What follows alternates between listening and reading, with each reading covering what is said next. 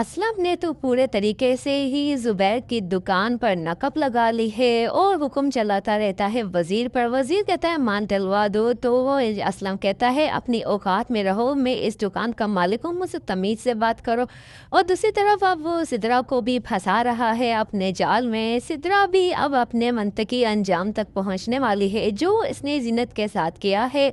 अब ये भी इसी तरह ही ज़िंदगी गुजारेगी और ज़ुबैर और उसकी माँ कुछ नहीं कर पाएंगे। तो अब यहाँ पर ना असलम पूरे तरीके से आज़ाद है और वो जो चाहे कर रहा है, लूट रहा है, सोना ले रहा है, बाइकें ले रहा है, सब कुछ ले रहा है।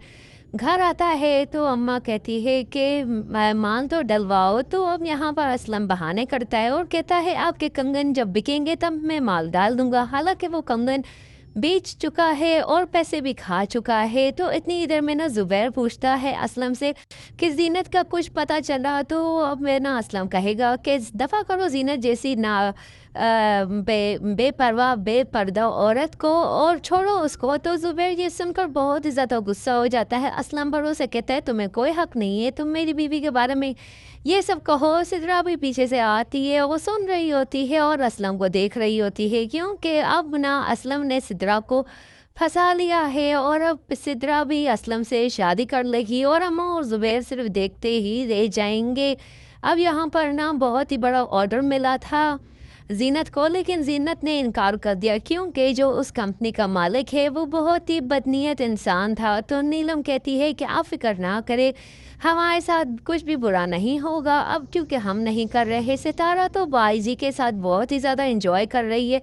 बाई जी ने कराई है सितारा को खूब सारी शॉपिंग और कहते हैं बाई जी कि तुम इस जहांगीर के चक्कर में कैसे फंस गई हो, तुम तो उसके साथ सूट ही नहीं करती हो, वो तो इतना कंगला इंसान है और तुम इतनी शोशा वाली लड़की हो, कैसे उसके साथ रहोगी। इतनी देर में जहांगीर आता है और देखता है बाई जी के कमरे में सितारा को और गुस्से में आ जाता है, सितारा को बाहर बुलाता है। सितारा बाहर जाती है तो अब यहाँ पर जहांगीर कहेगा कि तुम भाईजी के कमरे में क्या कर रही थी। तो सितारा कहती है क्या तुम मुझ पे शक कर रहे हो, तुम्हारी हिम्मत कैसे हुई मुझ पे शक करने की। पीछे से भाईजी आते हैं और वो बहुत ही ज़्यादा चिल्लाने लग जाते हैं जहांगीर पर और कहते हैं खबरदार जो तुमने सितारा से इस लहजे में आइंदा तुमने बात की तो मैं तुम्हें जिंदा नहीं छोड़ूंगा। अब जहांगीर भी समझ चुका है कि सितारा जैसी औरत किसी एक की बनकर तो रह ही नहीं सकती है।